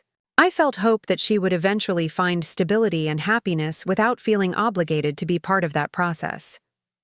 The growth was significant and noticeable. Marriage to David had given me a foundation of healthy love that made it easier to recognize and reject unhealthy dynamics. Having someone in my life who consistently chose honesty over harmony, who supported my boundaries instead of trying to guilt me into abandoning them, had fundamentally changed my understanding of what relationships could and should be. That evening, I told David about Rachel's visit while we were cooking dinner together in our new apartment. We'd moved into a larger place after the wedding, a space that felt entirely ours without any connection to my complicated family history. How do you feel about it?" David asked, stirring pasta while I chopped vegetables for our salad. "Sad but not guilty," I said, considering the distinction. "Sad that we'll probably never have a real sisterly relationship, but not guilty about maintaining boundaries that protect my well-being." "That sounds healthy." "It feels healthy." A year ago, I would have probably agreed to slowly rebuild our relationship, convinced myself that family loyalty required me to give her another chance. Maybe even offered to help her financially while she got back on her feet. And now? Now I understand that enabling someone's dysfunction isn't love, and sacrificing my own peace of mind isn't required for family relationships. Rachel needs to figure out her own life without using me as a safety net or emotional support system. David nodded, tasting the sauce and adding more seasoning. Do you think she'll try again? Keep pushing for reconciliation? Probably. But each time will get easier to handle because I'm clearer about my boundaries and more confident in my choices. 2 weeks later, I got a call from Mom. I'd been expecting it since Rachel's visit to my office, knowing that she would probably reach out to our parents for support in pressuring me to reconsider my position. Kim, honey, I need to talk to you about Rachel, Mom said without preamble. She's really struggling right now, and I think she could use her sister's support. I'm sure she could, I agreed, but I'm not available to provide that support. She came to see you at work, didn't she? She said you were very cold to her, very unforgiving. I was honest with her about my boundaries and my feelings about our relationship. If that came across as cold, then maybe honesty feels cold when people are used to enablement. Mom sighed heavily. Kim, I know Rachel hurt you with the dress situation, but she's learned from that mistake. She's in therapy, she's working on herself, she's trying to make better choices. That's good for her. I genuinely hope therapy helps her develop healthier coping mechanisms and better relationship skills. But her personal growth doesn't obligate me to put myself back in a position where she can hurt me again. She's your sister. Family is supposed to forgive each other. Family is also supposed to treat each other with respect and kindness, I replied. Rachel chose not to do that when she destroyed something irreplaceable out of jealousy. Now I'm choosing to protect myself from further harm. You're being very stubborn about this. I'm being very clear about this. There's a difference. The conversation continued for another 10 minutes, with Mom cycling through various arguments for why I should give Rachel another chance. Family loyalty, Christian forgiveness, the importance of maintaining relationships during difficult times, the fact that Rachel was genuinely sorry and working to change. I listened patiently and responded calmly to each point, but I didn't budge on my position. By the end of the call, Mom seemed frustrated, but resigned to the fact that I wasn't going to be guilted or manipulated into changing my mind. I hope you'll reconsider eventually, she said before hanging up. Rachel really does need her family right now. Rachel needs to learn that actions have consequences, I replied, and that some choices can't be undone just because you're sorry afterward. Over the following months, the pressure from family members continued sporadically. Dad called once to suggest that I was being unnecessarily harsh with Rachel. Aunt Susan sent a long email about the importance of forgiveness and family unity. A few cousins reached out on social media with gentle suggestions that maybe it was time to move past what had happened. Each conversation was easier than the last because my position became clearer and more solidified with time. I wasn't punishing Rachel out of spite or revenge. I was protecting myself based on evidence of her character and her choices. I wasn't holding a grudge. I was learning from experience. The difference was significant and liberating. For the first time in my adult life, I was making decisions about relationships based on how people actually treated me rather than on obligations, or expectations or hopes for who they might become. Meanwhile, my own life was flourishing in ways I'd never expected. The promotion I'd been working toward at Williams & Associates came through 6 months after my wedding, along with a significant salary increase and more interesting responsibilities. David and I were settling into married life with an ease that felt natural and sustainable. We'd started hosting dinner parties for friends, creating the kind of warm, welcoming home environment that neither of us had experienced growing up. Our guest list included David's family, college friends, work colleagues, and neighbors like Mrs. Johnson who'd become genuine friends rather than just friendly acquaintances. The absence of family drama had created space for deeper, more authentic relationships with people who actually added value to our lives. Instead of spending emotional energy managing Rachel's jealousy or my parents' disappointment, I was investing in friendships with people who celebrated my successes and supported my goals. 8 months after Rachel's office visit, I heard through family gossip that she'd started dating someone new. A divorced father of 2 who worked in middle management at a local company. According to Mom, he seemed nice enough, but wasn't particularly ambitious or financially successful. I felt genuinely happy for Rachel when I heard the news. Not because I thought this man would solve all her problems, but because it suggested she was moving forward with her life instead of staying stuck in resentment about the past. Maybe having someone new to focus on would help her develop healthier patterns in relationships. The fact that I could feel happiness for her well-being without wanting to be part of her life confirmed that I'd made the right choice in maintaining boundaries. I didn't need to hate Rachel to justify protecting myself from her. I could wish her well from a distance while keeping myself safe from her destructive patterns. A year after my wedding, David and I celebrated our first anniversary with a weekend trip to the mountains. As we sat on the deck of our rental cabin, looking out over snow-capped peaks and drinking wine, I reflected on how much had changed since that terrible day when I'd found my dress destroyed. "Do you ever regret how things ended up with your family?" David asked, following my gaze toward the horizon. "Sometimes I regret that we were never able to have healthy relationships," I said.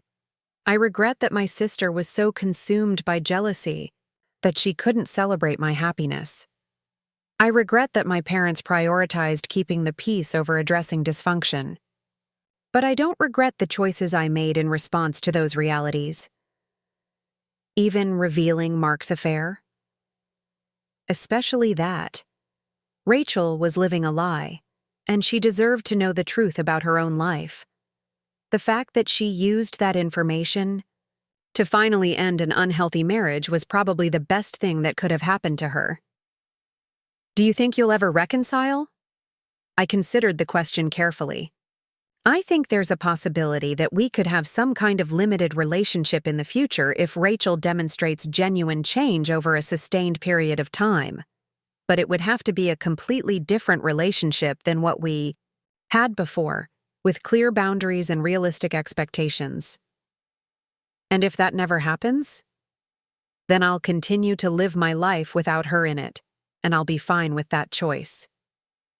I turned to face David, this man who'd shown me what healthy love actually looked like. I used to think that cutting family members out of your life was the worst thing you could do, that it meant you were selfish or unforgiving or cruel. Now I understand that sometimes it's the healthiest choice you can make. David reached over and took my hand, his thumb tracing over my wedding ring. "I'm proud of you for learning to choose yourself, for figuring out that you deserve relationships where you're valued and respected." "I learned it from you," I said, "from seeing how you treat me, how you handle conflict, how you prioritize honesty over harmony. You showed me what I deserve to expect from people who claim to love me." As we watched the sun set over the mountains, painting the sky in shades of gold and pink, I thought about the woman I'd been a year ago. Someone who'd spent her life trying to earn love from people who were determined not to give it freely. Someone who'd confused accommodation with kindness, enabling with loyalty, peacekeeping with strength. That woman was gone, replaced by someone who understood her own worth and refused to accept less than she deserved. The transformation hadn't been easy or comfortable, but it had been necessary and ultimately liberating. The destroyed wedding dress had been a catalyst, forcing me to confront truths about my family relationships that I'd been avoiding for years. In trying to hurt me, Rachel had actually freed me from patterns that had been holding me back my entire adult life. Sometimes the most painful experiences become the foundation for the most important growth. Sometimes losing what you thought you wanted opens space for something much better. Sometimes the people who try to destroy your happiness end up leading you toward the life you were actually meant to live. I was grateful for all of it, the pain, the growth, the clarity, and especially the peace that came from finally understanding the difference between being alone and being free. 5 years after my wedding, I was standing in the conference room of my own marketing consultancy, presenting a campaign strategy to a Fortune 500 client, when my phone buzzed with a text that would bring my past full circle in ways I never could have imagined. The message was from Mom. "Rachel is getting married next month. She wants to invite you to the wedding." I finished my presentation without missing a beat, secured the largest contract in my company's 3-year history, and celebrated with my team before finally allowing myself to process what I'd read. Rachel was getting married. After 5 years of rebuilding her life from the ground up, she was apparently ready to try marriage again. That evening, David found me sitting on our back porch, staring at my phone with an expression he'd learned to recognize as my processing face. We'd bought a house in a quiet neighborhood outside Denver 2 years earlier, a place with enough space for the family we were hoping to start, and a garden where I could grow the vegetables I'd discovered I loved tending. "Big news?" he asked, settling into the chair beside me with 2 glasses of wine. "Rachel's getting married. She wants me at the wedding." David was quiet for a moment, understanding the complexity of emotions that invitation represented. "How do you feel about that?" "Confused," I said honestly. "Part of me is genuinely happy for her. If she's found someone who makes her happy and treats her well, that's wonderful. But part of me is also suspicious about why she wants me there after 5 years of minimal contact." The relationship between Rachel and me had evolved into something I hadn't expected, a distant but not hostile connection that maintained family ties without the dysfunction that had characterized our earlier interactions. We exchanged Christmas cards, remembered each other's birthdays with brief text messages, and occasionally heard updates about each other through our parents. I knew that Rachel had spent several years in therapy, had eventually been promoted to assistant manager at the retail store where she worked, and had met someone named Tom at a community college class she was taking. According to family reports, Tom was steady, kind, and completely different from Mark in all the ways that mattered. "What does the invitation actually say?" David asked. I pulled up the formal invitation that had arrived via email, reading it aloud. "Rachel Patricia Chen and Thomas Michael Rodriguez request the pleasure of your company at their wedding ceremony on Saturday, October 15th, at 2 o'clock in the afternoon at Sacred Heart Chapel." "Very traditional," David observed. "Very different from her first wedding," I replied. "That was a big, expensive affair at a country club with 200 guests and a band that cost more than most people's cars. This looks like it's going to be small and simple." The invitation had been accompanied by a handwritten note from Rachel that I'd read several times, trying to parse the tone and intention behind her words. "Kim, I know we haven't been close in recent years, and I understand that the distance between us is largely my fault. I've done a lot of work on myself since my divorce, and I've come to understand how badly I handled our relationship, especially during your wedding period. I don't expect forgiveness or reconciliation, but I do hope that you might consider attending my wedding. Tom is excited to meet you, and it would mean a lot to me to have my sister there as I start this new chapter of my life. No pressure if you're not comfortable with it. I just wanted you to know that you're welcome if you choose to come." The tone was different from anything Rachel had ever written to me before. There was no manipulation, no guilt-tripping, no demands or expectations.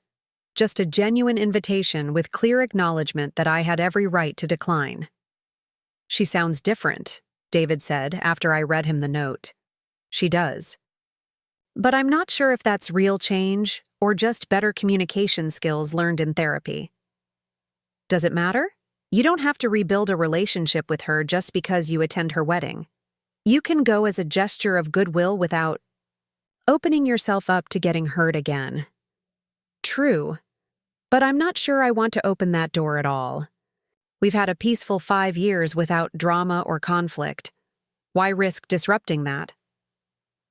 David reached over and took my hand, a gesture that had become as natural as breathing over our 6 years together. Because maybe you're curious about who she's become. Maybe you want to see if she's actually learned from her mistakes. Maybe you want to meet the man who's apparently good enough to convince her to try marriage again. Or maybe I want to prove to myself that I can be in the same room with her without feeling angry or hurt or triggered. That too. We sat in comfortable silence as the sun set behind the mountains, both of us processing the implications of Rachel's invitation. Finally, David spoke again. "What does your gut tell you?" And I closed my eyes and tried to tune into my instincts, the inner voice that had become much clearer and more trustworthy over the years. My gut says she's genuinely changed, at least somewhat, but it also says that one wedding doesn't undo 5 years of boundaries, and I shouldn't feel obligated to attend just because she invited me. So what are you leaning toward? I think I want to meet Tom first. If Rachel is serious about having me at her wedding, and if she's really changed as much as she claims, then she should be willing to introduce me to her fiancé in a low-pressure setting before the wedding. The next day, I called Rachel directly, for the first time in 3 years. Her voice sounded surprised but pleased when she answered. "Kim, is everything okay?" "Everything's fine. I got your wedding invitation." "Oh." A pause. I wasn't sure if you'd respond. "I'm responding now. I wanted to talk to you about it." "Okay. What did you want to know?" "I want to meet Tom before I decide whether to attend your wedding. If you're serious about wanting me there, and if this relationship is as healthy as you say it is, then you should be comfortable introducing me to him in a casual setting." Rachel was quiet for so long that I wondered if the call had dropped. Finally, she said, "That's fair. Tom has been asking about you anyway. He knows we've had problems in the past, and he's curious about my family." "Good. How about we meet? For coffee this weekend?" "Nothing formal, just a chance for us to talk and for me to get to know Tom a little." "I'd like that," Rachel said, and she sounded like she meant it. "There's a cafe downtown called Mountain View Coffee. Would Saturday afternoon work?" "Perfect. 2:00? We'll be there." Saturday arrived with the kind of crisp autumn weather that made Colorado famous, clear skies and golden light that transformed the changing leaves into a natural light show. I dressed carefully for the coffee meeting, choosing clothes that were professional but not intimidating, confident but not aggressive. David offered to come with me for moral support, but I decided this was something I needed to handle alone. Our relationship was strong enough that I didn't need him as a buffer, and meeting Rachel and Tom without David would give me a clearer sense of their dynamic without the distraction of managing 2 relationships simultaneously. Mountain View. Coffee was busy but not crowded, the kind of place where conversations could happen without feeling too intimate or too public. I arrived 5 minutes early and found a table near the window where I could watch for Rachel and Tom's arrival. They walked in together at exactly 2:00, and I was immediately struck by how different Rachel looked. Not just older, though 5 years had certainly changed her physically, but more grounded somehow. She moved with less nervous energy, held herself with more genuine confidence, and was dressed in clothes that looked comfortable rather than carefully curated to impress. Tom was exactly what I'd expected based on family descriptions. Average height, kind face, the sort of man who looked like he'd be equally comfortable coaching Little League or helping elderly neighbors with their groceries. Nothing flashy or dramatic, just solid and dependable in ways that Mark had never been. "Kim," Rachel said as they approached the table, her smile nervous but genuine. "Thank you for meeting us." "Of course." I stood to shake hands with both of them, noting that Tom's handshake was firm and his eye contact was direct. "It's nice to meet you, Tom." "Likewise." "Rachel's told me a lot about you. Congratulations on starting your own business, by the way. She showed me some of the articles that have been written about your company." The comment surprised me. I hadn't known that Rachel was following my professional success, though I supposed it made sense that she would hear about it through our parents or see coverage in local business publications. Thank you. How did you and Rachel meet? Tom's face lit up as he launched into the story of meeting Rachel in a financial planning class at the community college. He'd been taking the class to better manage his small contracting business. She'd been taking it to understand her finances after her divorce, and they'd been paired for a project about long-term financial goals. Rachel was so organized and thorough, Tom said, glancing at my sister with obvious affection. She had color-coded charts and spreadsheets that made my chicken scratch notes look like a kindergartner's homework. I was overcompensating, Rachel said with a laugh that sounded more relaxed than any laugh I remembered from her. I'd spent my first marriage letting someone else handle all the financial decisions, and I was determined to understand every aspect of money management, so I'd never be that vulnerable again. The conversation flowed more easily than I'd expected. Tom was genuinely interested in hearing about my marketing company and asked thoughtful questions about the challenges of entrepreneurship. Rachel contributed to the conversation without trying to dominate it or make everything about herself, something that would have been impossible for the woman I'd known 5 years earlier. Rachel tells me you two had some difficulties around the time of your wedding, Tom said after we'd been talking for about 30 minutes.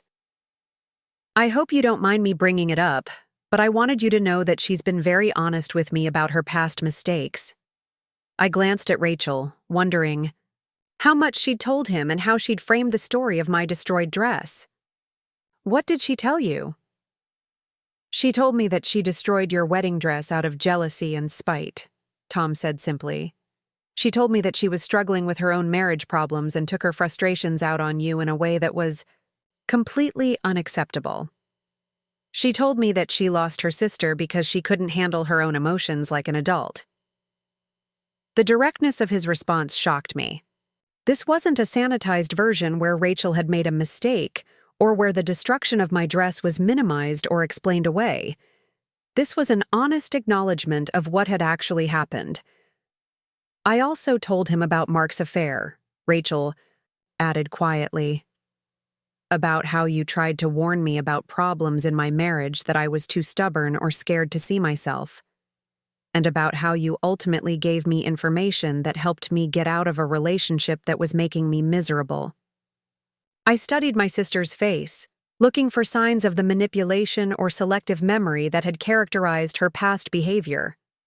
Instead, I saw someone who seemed genuinely committed to honesty, even when that honesty reflected poorly on her own choices.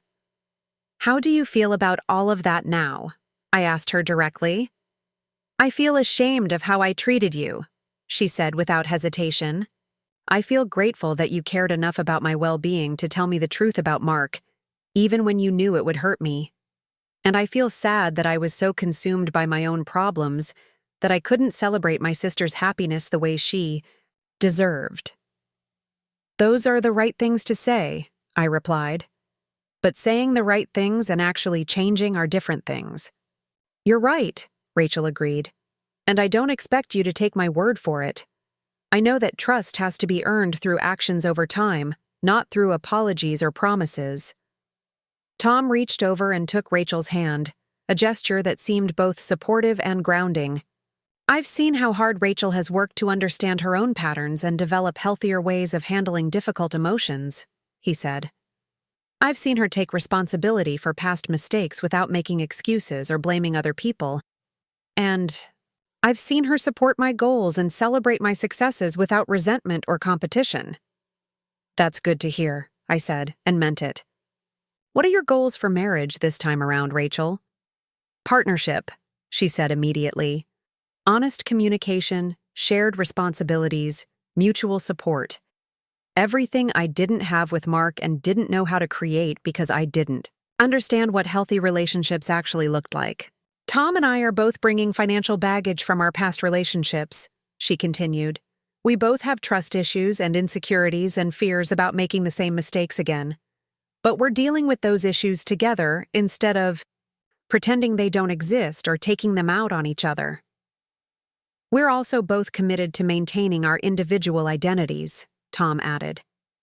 Rachel has her career goals and her friendships and her interests that don't involve me. I have mine that don't involve her. We're choosing to build a life together, not disappearing into each other. Oh, the more they talked, the more impressed I became with the thoughtfulness they'd brought to their relationship. This wasn't a romance built on passion or desperation or the need to escape loneliness. This was a mature partnership between two people who'd learned from their past mistakes and were deliberately choosing to do things differently. So what do you think? Rachel asked as we were getting ready to leave. Would you consider coming to the wedding?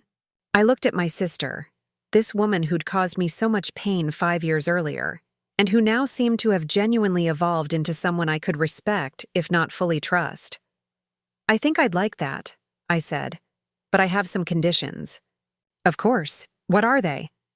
I want to attend as a guest, not as a participant.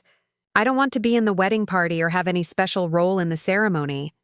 I want to be able to leave if I become uncomfortable. And I want it understood that attending your wedding doesn't automatically restore our relationship to what it was before.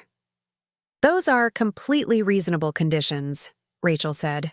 I just want you there as my sister, nothing more complicated than that. Then yes, I'll come. The relief and joy on Rachel's face was unmistakable, and for the first time in years, I felt a flicker of the affection I'd once had for her. Not the desperate, codependent attachment that had characterized our childhood relationship, but something healthier and more sustainable. 3 weeks later, I found myself standing in the parking lot of Sacred Heart Chapel, adjusting my navy blue dress and taking deep breaths before walking into Rachel's second wedding. David had offered to come with me, but I'd decided to attend, alone, wanting to focus entirely on my own experience without worrying about how the day might affect him. The chapel was small and elegant, decorated with white flowers and simple greenery. About 40 people were in attendance, a mix of family members, close friends, and Tom's 2 teenage children from his first marriage.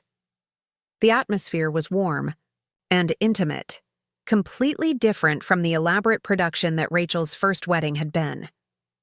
I sat in the 3rd row, close enough to see everything but far enough back to avoid being the center of attention.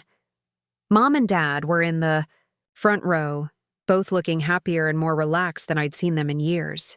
They'd greeted me warmly when I arrived, clearly thrilled that I'd chosen to attend despite everything that had happened. When the music started and Rachel walked down the aisle, I was struck by how radiant she looked. Not the nervous, performative happiness of her first wedding, but genuine joy and peace. She was wearing a simple cream-colored dress that flattered her figure without trying to recreate the elaborate princess fantasy of her 20s. Tom's face when he saw her was everything a bride could want, pure love and wonder and excitement about the life they were about to build together. The ceremony itself was short and personal, with vows they'd written themselves that focused on partnership, growth, and commitment to supporting each other's individual journeys. I promise to celebrate your successes without feeling diminished by them, Rachel said during her vows. And I knew that line was partially directed at me, an acknowledgement of the jealousy that had poisoned our relationship for so many years. I promise to handle conflict with honesty and respect instead of avoiding difficult conversations or taking my frustrations out on innocent people, she continued. And again, I felt the weight of her past mistakes being acknowledged in her commitment to do better. When they were pronounced husband and wife, the kiss was tender and joyful, and the applause from the small congregation was enthusiastic and genuine. As they walked back down the aisle together, Rachel caught my eye and smiled, a look of gratitude, and hope that made me glad I'd chosen to be there. The reception was held in the chapel's fellowship hall, a simple celebration with good food, heartfelt toasts, and dancing to music played by a local DJ rather than a full band. I found myself genuinely enjoying the evening, talking with Tom's children about their interests, catching up with cousins I hadn't seen in years, and observing the easy affection between Rachel and Tom. During a quiet moment, Rachel approached me near the dessert table. "Thank you for coming," she said simply. "It means more to me than you probably know." "You're welcome. It's a beautiful wedding, and Tom seems like a wonderful man." "He is. He's taught me what it feels like to be truly supported instead of just tolerated." She paused, seeming to gather her courage. "Kim, I know that attending my wedding doesn't fix everything between us, but I want you to know that I think about what I did to you often, and I'm genuinely sorry for the pain I caused." "I know you are," I replied, "and I'm genuinely happy for you today. You've clearly done the work to become someone who can have a healthy relationship." "Maybe someday we can have one too," she said hopefully. "Maybe," I agreed. "But let's take it one step at a time." As the evening wound down, I found myself reflecting on how much had changed since that terrible day, 5 years earlier, when I'd stood in my childhood bedroom surrounded by the ruins of my grandmother's dress. The woman who'd destroyed that dress was still recognizable in the bride I'd watched today, but she was also fundamentally different in ways that gave me hope for her future happiness. More importantly, I was fundamentally different too. The woman who'd been devastated by her sister's betrayal had evolved into someone who could attend that sister's wedding without feeling angry, or triggered or desperate for validation. I was there by choice, not obligation, and I could leave whenever I wanted without guilt or explanation. The drive home was peaceful, the kind of quiet satisfaction that comes from handling a difficult situation with grace and wisdom. I'd shown up for my sister's important day without compromising my own boundaries or well-being. I'd demonstrated that it was possible to forgive someone without forgetting what they'd done, to wish them well without putting yourself at risk of being hurt again. When I got home, David was waiting up for me with a cup of tea and a listening ear. "How was it?" he asked as I kicked off my heels and settled beside him on the couch. "Good," I said, meaning it completely. "Really good. Rachel seems genuinely happy and healthy. Tom is exactly what she needs, and I'm glad I went."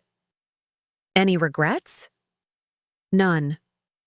I'm proud of how I handled it, proud of the boundaries I maintained, and proud of the growth both Rachel and I have demonstrated." "Think you'll have more contact with her going forward?" "Probably some, but I'll keep it limited and on my terms. Today proved that we can be in the same space without drama or conflict, but it didn't prove that we can have a close relationship without falling back into old patterns." David pulled me closer, and I relaxed into his embrace, feeling grateful for the stability and love that had made today's peace possible. "I'm proud of you," he said simply. "For what?" "For learning to protect yourself without becoming bitter. For finding a way to support your sister's happiness without sacrificing your own well-being. For growing into someone who can handle complicated family situations with wisdom and grace." As I fell asleep that night, I thought about the journey that had brought me to this point. The destroyed wedding dress that had forced me to confront painful truths about my family relationships. The decision to reveal Mark's affair that had freed Rachel from a marriage built on lies. The years of maintaining boundaries that had allowed both of us to grow and change. Sometimes the most painful experiences become the catalyst for the most important transformations. Sometimes the people who hurt us the most end up teaching us the most valuable lessons about our own strength and worth. Sometimes the relationships that seem beyond repair can evolve into something healthier, even if they can never be what they once were. I'd learned to distinguish between forgiveness and reconciliation, between supporting someone's growth and enabling their dysfunction, between family loyalty and self-preservation. I'd learned that love doesn't require accepting harmful behavior, that boundaries are acts of self-respect rather than selfishness, and that sometimes the kindest thing you can do for someone is refuse to rescue them from the consequences of their choices.